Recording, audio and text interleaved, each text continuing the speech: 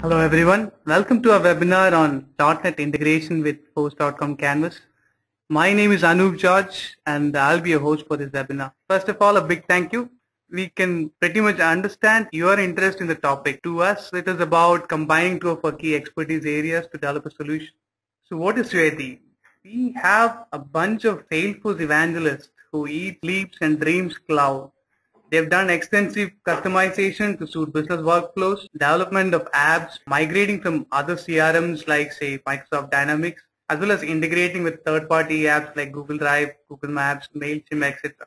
On the .NET side again, senior technical architects with hands-on in C#, SharePoint, BizTalk, and whatnot. So it's just a natural extension of our expertise in both the webinar that came out with. So what does the Suyati do?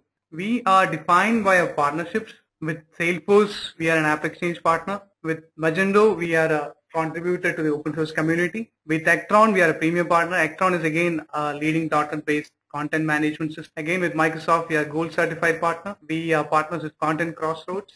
And to sum it all up, Suyati or we were a Gartner Cool Vendor for 2013 from India. My next task, it's always a pleasure to introduce the panelists.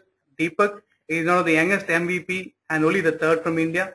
Abhishek is our senior developer evangelist. And on the .NET side, we have George Vijay and Manmohan joining us. And the bottom right-hand pictures, no marks for guessing, it is me, Anup George. And every Salesforce presentation doesn't go without a power. What it is in a nutshell is, please don't make a buying decision based on something that might look very interesting for you during the presentation. That is what the speakers are going to say about. But please do definitely do your research before making the buying decision. Our social media tags at Cherry Tech, Facebook, Twitter, Google+. And please do feel free to tag us, follow us, or post your questions to the hashtag #CheriWebinar. We'll be monitoring that and we'll be getting back to you immediately on that. So finally, to the agenda for the day, Abhishek will be taking us through the introduction part, including an introduction to the canvas and the features, followed by a demo by Deepak on setting up and configuring a basic Force.com Canvas ASP.NET website. And then our technical architects, George and Manmohan, will be jumping in with their thoughts on the future of Canvas. We plan to cover all this in the next 30 to 40 minutes and leave some time for Q&A. So hope you enjoy the ride. Abhishek, it's all yours now. Thank you, Anup. Good morning, good afternoon, and good evening to everyone. So let me start off by giving you an idea about what Canvas is all about. From Salesforce.com's research on application in and around organizations, they realize that companies have many disparate applications spread across their organization, like cloud applications, for example, Google Docs, which is completely on the cloud, and hybrid applications where some content is on your local and some content is on your server. And also organizations have in-house web applications like for example, intranet applications, task management application, maybe a leave management or a help desk application. So what the modern platforms do is that they bring in the contents from all these platforms and show it in a single pane. The end users do not see this as different applications. Instead, they see a single unified view of everything. And from access perspective, authorization is granted by the users themselves or by the admin. We can see a lot of great examples in the consumer space like Facebook apps, Google Plus games, Twitter apps, etc., where you will see mashed up content and the users really do not know these contents are being served from different domains. So this is what many organizations wanted. Companies were using Salesforce and different types of these legacy applications that were built on different technologies and that differ in the way they were hosted, and were struggling to find out a way to bring all those applications inside Salesforce. So let me now define what Force.com Canvas is. Force.com Canvas is a new platform service that allows external applications to be easily and securely integrated into Salesforce from their native environment with little redesign. So in this webinar, we are going to show you what we mean by external application, from their native environment. How does it become easy to integrate? How does the integration become secure? And we will also show you what this little redesign actually means. By nature, Force.com Canvas is a language independent and that supports integration with any languages. So if you are a Java programmer, you can take your Java application and show them inside Salesforce. Now, Canvas comes with a set of services. The first set of services is the JavaScript SDK. It's a very simple, lightweight SDK that helps you to do duplex communications between your third-party app and Salesforce. And Canvas also supports simplified authentication, which is the two mechanisms, which is the signed request and OAuth. So your third-party application will know who the Salesforce user is actually trying to, access the third-party application. And also the next set of services, the context service. With Canvas, Salesforce provides you a context object with which our application can find out what org they are in, what record they are in, or what area of the app they are in, and things like that. The next one is cross-domain API calls. Canvas provides the ability to send calls from your third-party application side to Salesforce directly through the browser. And the final set of service, which is the app registration and management. From an ISV perspective, ISVs can create Canvas apps. They can package it in one organization and deploy it to many orgs. So in a nutshell, we can say that you code it, Canvas shows it. So you code it in any language, Canvas can show this. Right. So right now we are in the next slide, which says why .NET and Canvas. As I mentioned, Canvas is language independent by nature. In Salesforce, there is a mechanism for you to create Canvas apps using the Heroku Quick Start, and that gives you the ability to create the Java and Ruby on Rails templates. Yes, it is language independent, but we found that there are very less tutorials around .NET and Force.com Canvas, because of which we decided to bring this topic and show you how .NET and Canvas makes a good couple.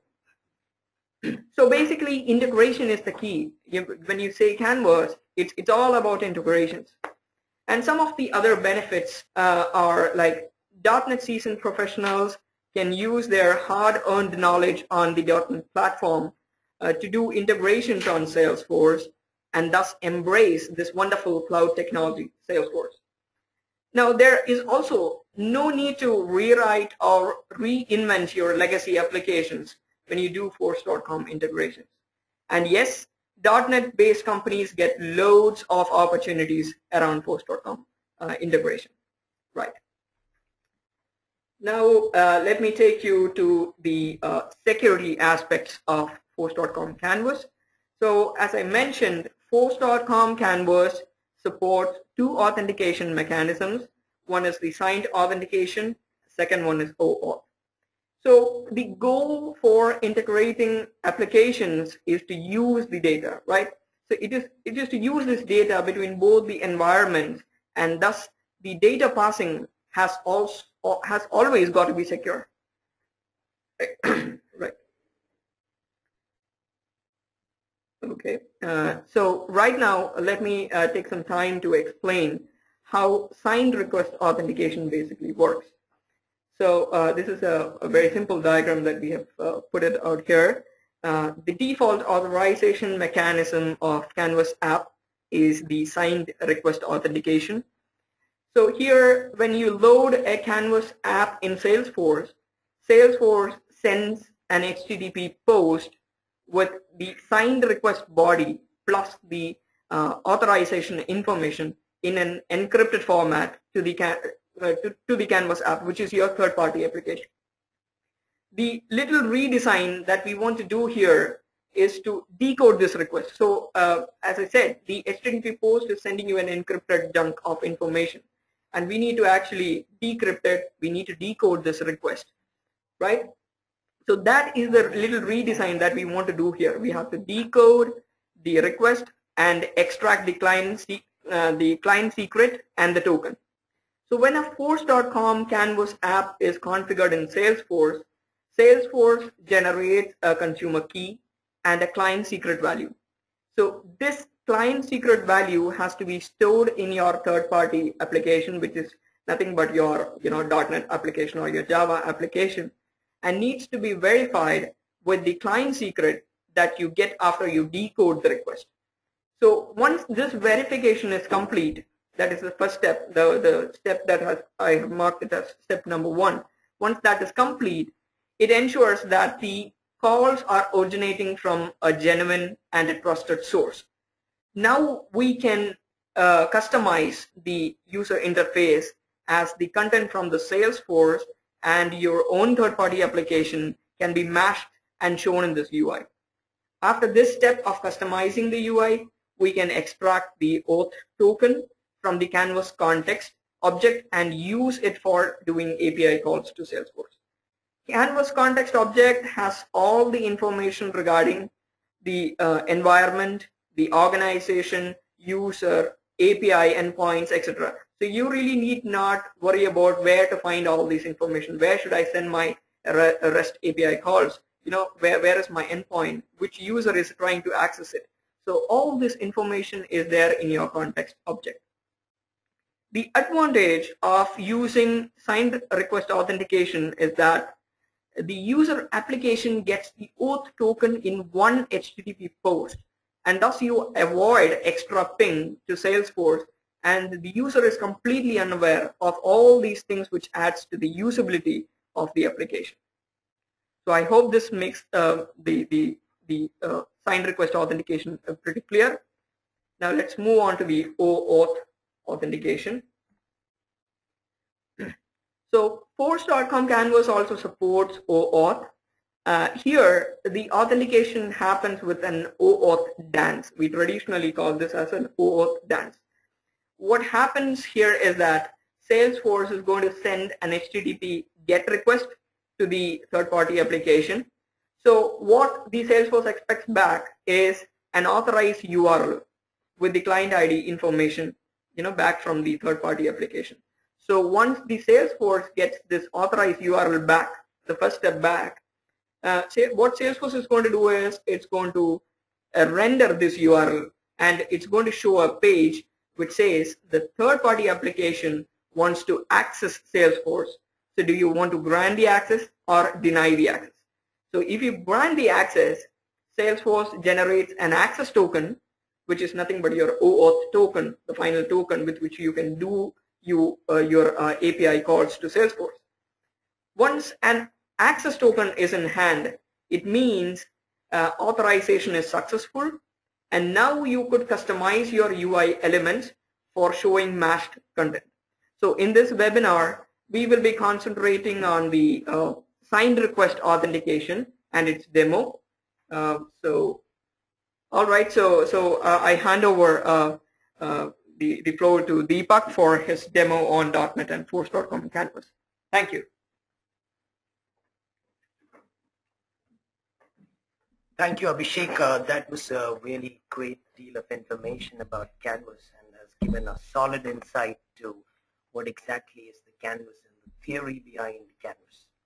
Well, my good afternoon, good evening, and good morning to all the viewers out there, depending upon your time zone. I am Deepak Anand. I work with the Suyati technology since the last 2 years.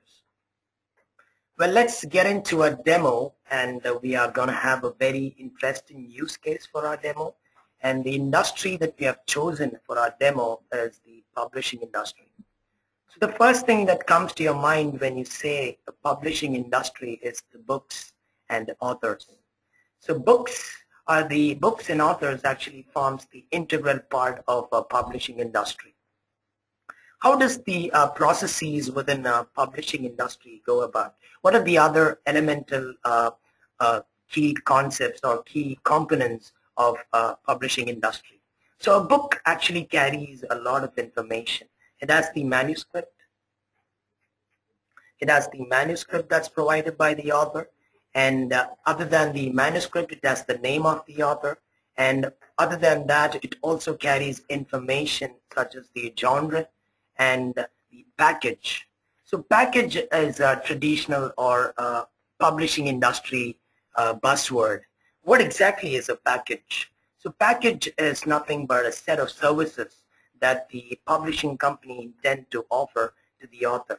So this could be maybe line editing services, word editing services, vocabulary corrections, maybe even cover design. So it's actually a set of services that the publishing company provides the author, or the author can actually choose from. So other than the package, a book also carries information such as the ISBN, which is the International Standard Book Number. So these are the basic key components that a book would actually carry. Now, how does the processes within a publishing industry actually takes place? So once when an author actually submits the manuscript and all the other, and if he subscribes for a package, and if all these services that are within the package are supplied or applied onto the book, and when the final book is ready for sale, the publishing industry actually sends it out. The publishing company sends it out to one of its vendors out there. So the vendors could be maybe Google Books or Amazon or Flipkart. It could vary depending upon the region. So the vendor actually gets a very minimal amount of information about the book. And the minimal amount of information is the book name, that's obvious, the author, and the ISBN. And when the book is sold out, and once the sale happens from the vendor's side, the vendors updates the publishing company with the details, the quantitative data that includes the number of units that were sold, the number of units that weren't sold, and things like that. So these data is being supplied by the publishing company, is supplied by the vendor to the publishing company. Now, why do the publishing company actually, what do they do with this data that they receive from the vendor? So the marketing or the sales users back in the publishing company analyzes this data that they get from the vendors. They would use it to find who is the most popular author out there, who is actually the most popular genre out there, what was the most popular package out there. Now, why do these sales or marketing users need this data? They need to analyze it. They need to identify which were the potential ones so that they can amend the existing packages so as to give, or so as to make the other packages out there more competent. So this is a normal situation, a normal process that happens within a publishing company. So usually a publishing company would have a third-party application, a web application that the sales or marketing user would use to actually view the data that is provided by the vendor, the quantitative data that is provided by the vendor. So this is a schema that you can see that an ideal publishing company would follow. And this is a miniature form of the organization that an ideal publishing company could have. So for the sake of simplicity, we have actually reduced the number of fields that a custom object could house. And so let's look at the core component out here. So that's the book, as I've already mentioned. The book carries information like the author, the genre, the ISBN, the name of the book, the package, and the seller. So seller, let's come from the bottom. So the seller is nothing but the vendor. So in our case, it would be Google Books or Amazon, or it could be even the Flipkart. And then what about the author? The author is the contact. So the contact, this contact right here belongs to the contact object in your Sales Cloud edition. So then other than the contact, you have the package. So packages, again, as I said, is a couple of services, a combination of services that the publishing company offers to an author, and which the author can actually utilize in order to produce his book. So this packages could be maybe a line editing or word editing or vocabulary editing and so on. And the last one is the genre, that is the type of the book, whether it belongs to a romance or a novel or a fiction or kind of something. So that's with the schema. Now let us look into a normal web application that would look like. Okay, so this is a normal web application that a company, an ideal publishing company, would have. So the sales user or the marketing user would actually log into this particular website to view the data that's provided by the vendor. So say I'm a normal marketing or a sales user who is actually trying to log into the web application to know the data that was actually provided by the vendor. So let me log in here. The user would then specify the month. I would select the year and then click show data. So this show data right there shows what were the sales, the quantitative data that's provided by the vendor. So you can see the book name, the ISBN, and the author. So this is a very minimal amount of information that the vendor provides. You just have the ISBN, the book name, and the author. It doesn't carry any publishing company specific details like the genre or the package and all. So it's just the very minimal information that the vendor provides. So out of this, the sales user or the marketing user could actually analyze the data, pictorially represent it for more clarity. You click the analyze data, you can see a pictorial representation of the data that's provided by the vendor. There is a pie chart that shows the popular seller out there. There's a bar chart that shows the popular author out there. So this is the data that's provided by the vendor. So if you look at the grid, the table back again, you can see that the maximum number of units sold was for the book that was written by Abhishek in the name My Life as a Developer. So this was the most popular book out there in the month of Jan for the year 2014. Now, what if the marketing user, the sales user, was provided with another screen, maybe another area within this particular page, wherein he was actually shown with the popular package. He was actually shown with the popular genre out there. So ideally, a marketing user or a sales user, to find the most popular package or to find the most popular genre, he would have to go back to Salesforce, back to his production org to actually see the data out there. So he would go to the he would go back to the org to actually see this. He would go back to the books and he would have to search with that ISBN. He would have to search all the books, all the book records resident within the org. He will have to scan the ISBN of each record to find out the book that was the most popular one out there. So in this case, you can see that ISBN matches or starts with 4567 here, and the most popular package, in other words, would be primer, and the most popular genre out here would be ours. So this was easy when the amount of data in our case was very few. We just had one record, one book record. We just had 5 records from the vendor. So this is going to be easy in our case. But then imagine a production org, a live production org out there, which has thousands of vendor details, thousands of vendor records provided by the vendor. You have thousands of book details in your production org. Wouldn't it be very difficult to actually sit and scan down each book record to find the ISBN and the corresponding package and the corresponding seller? It would be a really tedious job. So what ideally the marketing or the sales user would love to have is, he would love to see another button within the page, within that same ASP.NET web application we just saw, which when clicked would show him the most popular package or the most popular genre. So this is where the canvas actually comes into play. The canvas allows you to bring your .NET web application onto your force.com domain, and it not only comes to the force.com domain, it seamlessly talks to the force.com database. It sends data to the force.com database. It retrieves data from the force.com database. So that's the best part of the force.com canvas. So let's see how can we bring this ASP.NET web application onto your force.com domain. So the first thing to bring ASP.NET or a web application, may it be Java, Ruby, or any kind of its own, to bring a web application onto your force.com domain, you have to create a connected app first. So how do we go about creating a connected app? You have to go to Setup and then scroll down to Create. You have the Apps menu option here. And you scroll down, you have a related list, you have a section in the name Connected Apps. So this particular section allows you to create connected apps. So I already have a connected app in the name SUI Canvas. So let's see what are the details that you have to provide for a Canvas app. What are the important details that you have to configure while creating a Canvas app?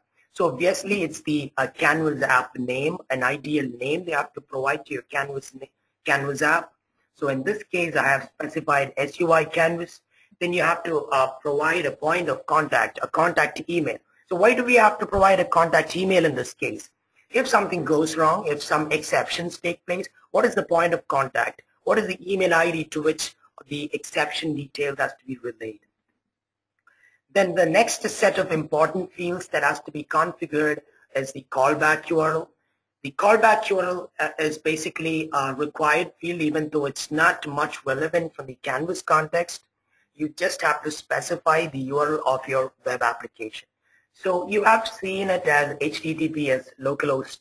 So I know you're a bit confused to seeing that, but in this case, my web application has been hosted on my IIS. So that's the reason why I specified localhost in this case. In your case, you would be specifying the website, the .NET web application, that of yours.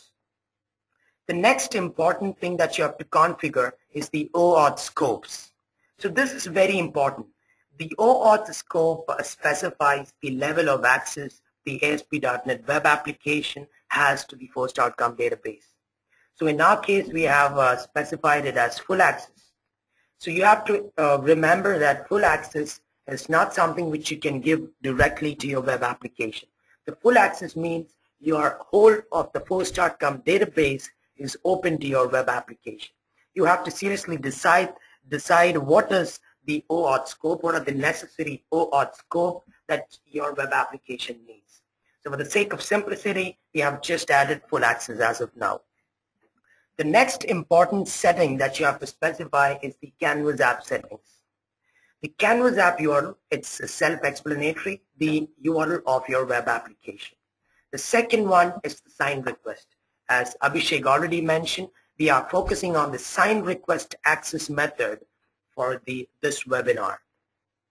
The next one is the location. So where all within your Force.com org, where all within the Force.com org are you going to use this particular Canvas app?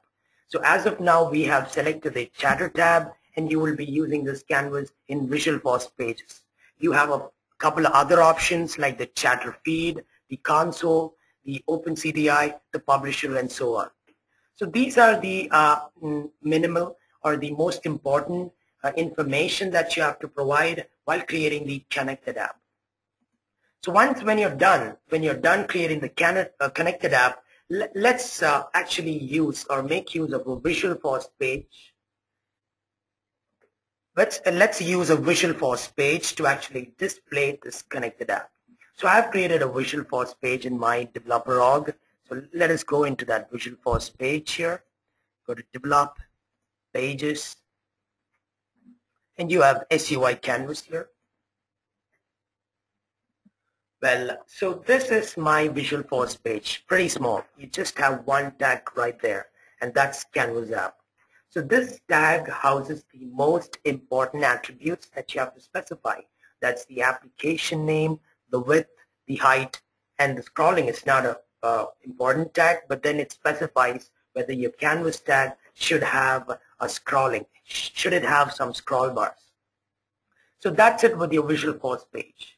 Now I have created another Visualforce tab. So Visualforce tabs are nothing but tabs which contain a Visualforce page. So I have created a tab in the name Canvas Demo, and this tab would contain or would house this particular particular Visualforce page. So let's go to that tab.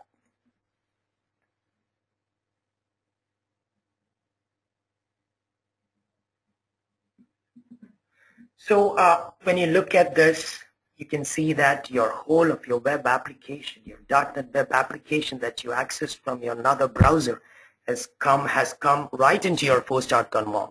It just lies along with your other tabs, sellers, packages. It just seems like it's a part of the same whole hog. So now the very important thing that you have to notice is when I access to this particular web application from my another browser tab that was from previously from a Firefox, I had to actually log in. I had to specify my credentials to actually view the data. But in this case, you can notice that the web application has auto-logged for you. So that's where the Canvas wins. The Canvas identifies the .NET web application is provided with the capability to identify who is the current user of the current org. The user of the current org is automatically identified. The web application intelligently identifies the current user and it logs in for you. So you don't have to do another login from this tab. It's just another tab for your Force.com org. So let's go to the analyze and see how it looks like. I select the year, it's 2014, and I click show data. So it's the same table that I'm shown again. But you see there is a little assimilate button here. So before you go to the assimilate button, let's see the analyze data.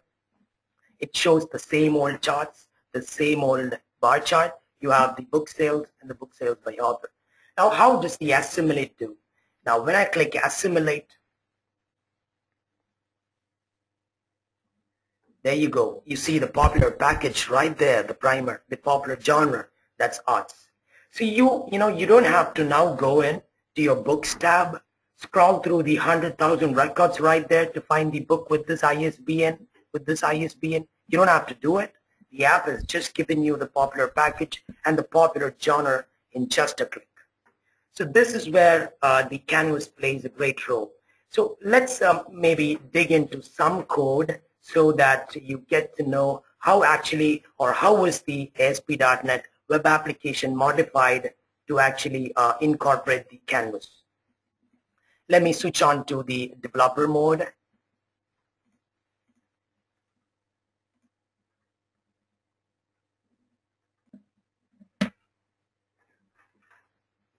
Okay, so let's look at the code now.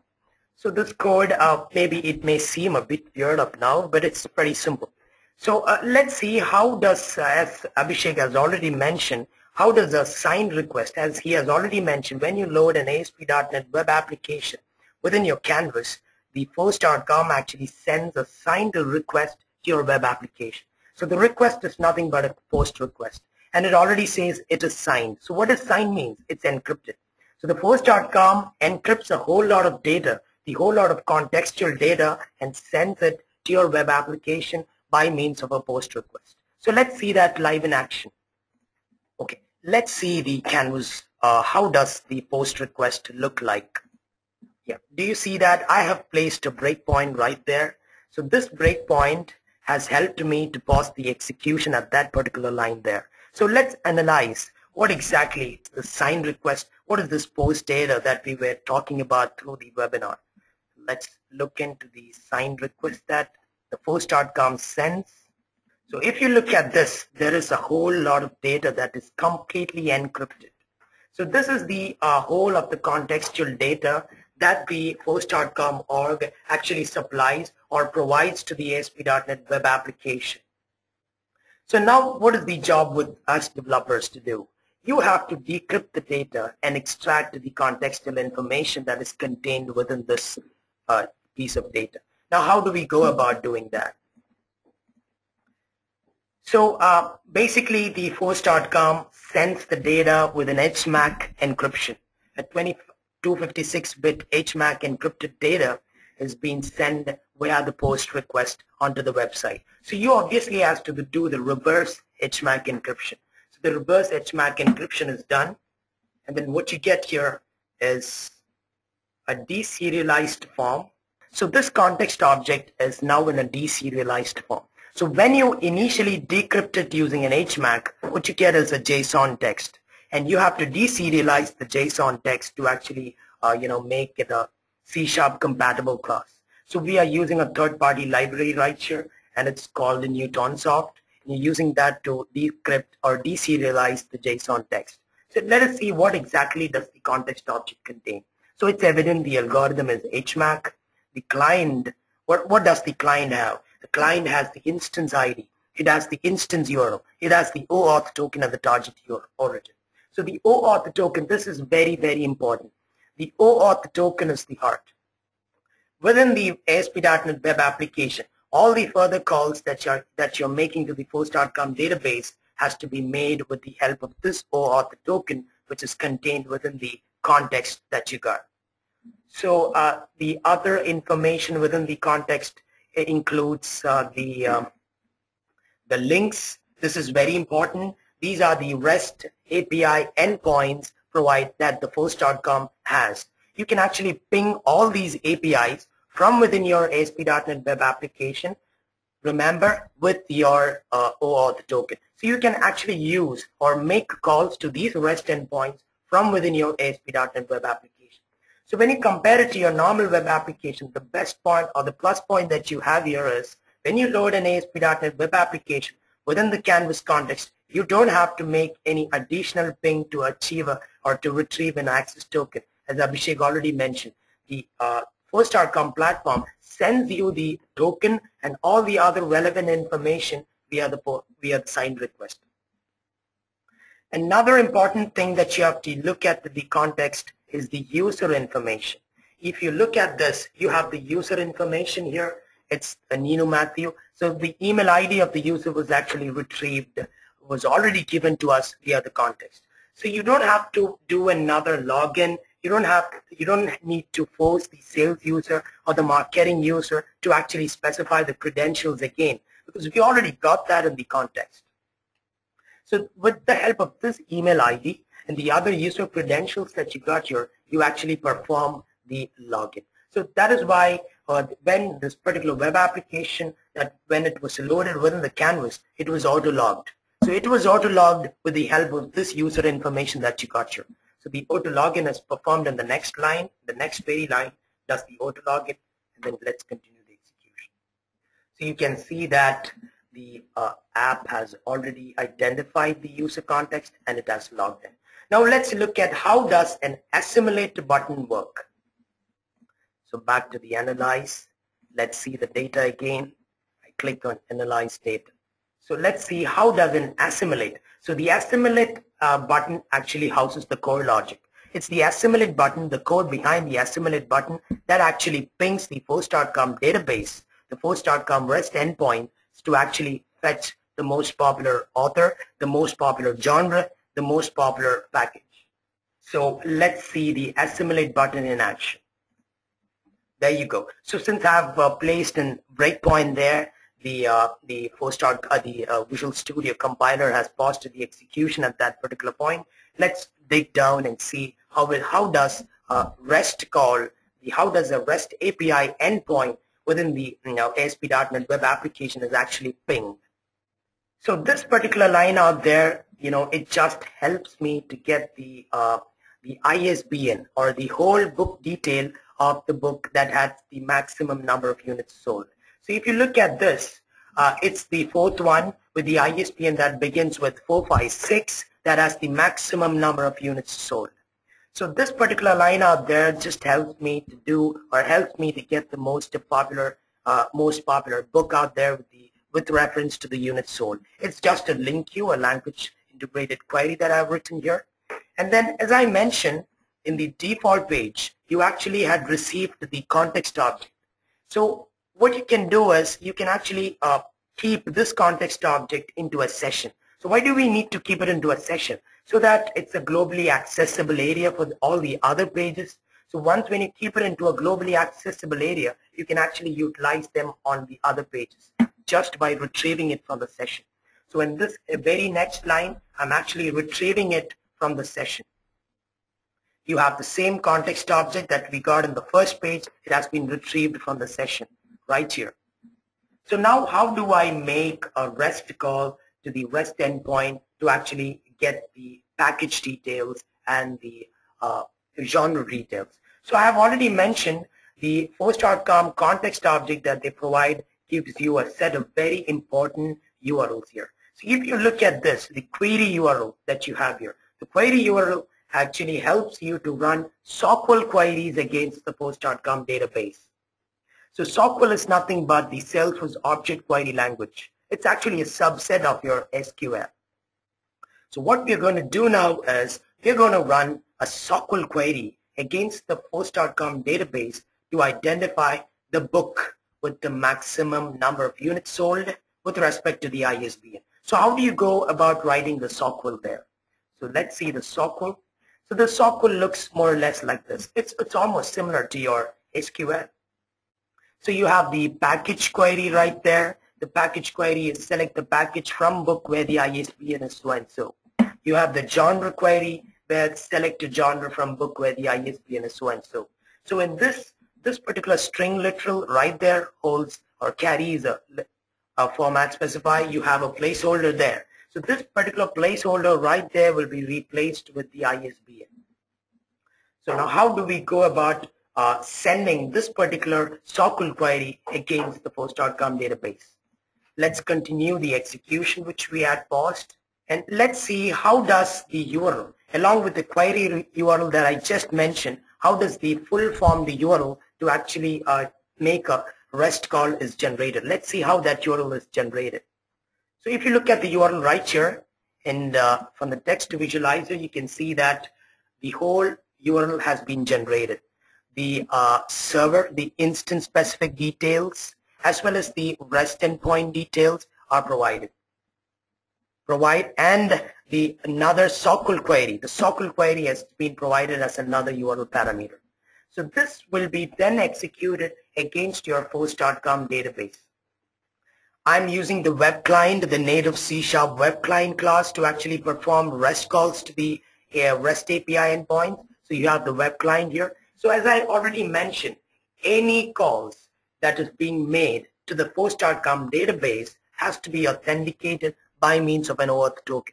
Now where do we go to get the OAuth token? Yes, we have that in the Canvas context. The Canvas provides that OAuth token which I previously mentioned. If you go to the client, you have the OAuth token within the context.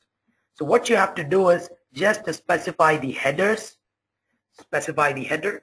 This particular line here specifies the headers. Let's see how does the header gets configured. See, there you have the headers, the authorization there, and the bearer followed by the token. So let's continue the execution. So the REST call is being made to the post.com database now. Yes, the call has been completed. So what you get now is a raw JSON response. So if you look at the JSON response here, you can see that you have got the genre name, the most popular genre out there. So this is how calls are made to the post.com database from within the web application. Let's continue the execution. And if you look right here, you have the primer, you have the odds auto-populated. So this is the best part of Canvas. So even though you have seen a couple of code, actually the business logic of the existing legacy web application was not disturbed. We just had to write a few lines of code to actually receive the context information from what the post.com sends us and keep it into a safe and sound storage like the session, and then utilize the same session on an elsewhere page and then make a REST call with the help of OAuth token. So there is a very minimal change that you have to do to your web application to actually utilize the power of post.com Canvas. So I hope that was a very interesting, demo right there. So let's go back to the presentation. I would now love to hand over the session to the technical team right here, composed of George Vijay and Manmohan, to speak about the future of .NET and post.com Canvas. Thank you. Thank you very much. Thank you, Deepak. You are best as always. And your demo has given a clear presentation on how the Canvas would be helpful in integrating the .NET applications with the Salesforce cloud data. Good morning and good evening, folks around the world. My name is George Vijay.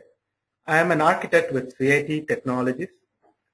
I also have my friend here, Manmohan, who is also an architect with Suyati. Hello, folks. Hi, Manmohan. Welcome to the chat. We would just like to have a small chat on how we could leverage Canvas features in future. A word of caution though, we would not be discussing on the future of Canvas development, but we would be discussing the application of Canvas in its current form. Manmohan, what do you think about the latest buzzword? It's known as SMAC. Can you tell about that? Yeah, of course, George. As you rightly said about it, SMAC is really the buzzword in the enterprise IT world these days. the social, mobile, analytics, and cloud stack is actually adding a new dimension to the enterprise business models. And so, George, what are your thoughts on how Canvas can actually contribute to the smack effect that's getting into the enterprise world? Oh yeah, sure, Manmohan. Modern applications no longer work in silos.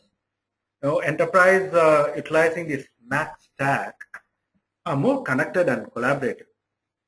Enterprise would like to gather data from social networking. Say, let's take an example. An enterprise, releasing a new feature in a product, and they want to track how many likes, but they don't know whether all the likes are from their existing customers. So they wanted to marry those data, into the Salesforce cloud, so that they get the data from Salesforce cloud, and they could have a meaningful data where they could see the customers, actual customers, lacking the new features, and they could take an informed decision. Similarly, the cloud, as Deepak have demonstrated. Let's take an example of either Google or Amazon cloud, where you get the sales data as a service, and the enterprise wanted to marry those data along with the Salesforce CRM cloud data. So they could very well use Canvas here. Absolutely, absolutely. absolutely. This actually the Canvas brings the data closer to Salesforce without much effort. This could result in a new dimension of viewing, as you said, new dimension of viewing the data in a meaningful way, enabling the organization to take informed decisions. Yeah, and George, actually, just to add to your point, Canvas as a presentation framework actually brings in an immense amount of flexibility and capabilities in terms of how the enterprise apps integrate with each other. Actually, in my humble opinion, I would really like to consider this as a next generation of integrated apps, where they are not only just talking at the data layer, I mean, they are not just sharing data, but also integrates at the presentation layer, giving a completely seamless user experience for the user, for the end users.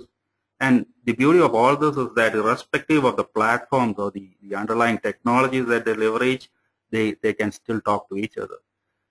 Exactly, Manmohan. That's perfect. The presentation, presentation is more important. And in today's Mac world, each of the functional stack in Mac enables another to maximize the effect. When the enterprise includes Canvas as a presentation framework, it brings a new paradigm in the enterprise model.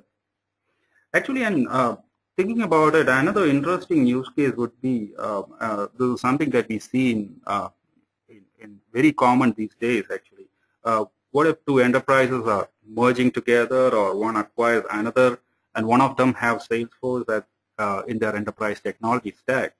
So I think Canvas can play a great role in such scenarios to connect these apps together with really minimal investment in terms of time and money. Oh, yeah, exactly. I see that this would change how we approach the enterprise development and strategies. Yes, Manmohan, like you have, and you and me have a lot of ideas rolling in our mind. And similarly, I would see, the folks who are listening to this would already have a lot of ideas in their mind rolling down. Definitely. Yeah. And folks, please feel free to share, your ideas. And if you want any help on your ideas, you can definitely shoot your questions to our email address and to our Twitter accounts. So that would be, we would be very glad to help you. I think Manmohan, we are really having a time crunch at this point. We are almost towards the end of the session.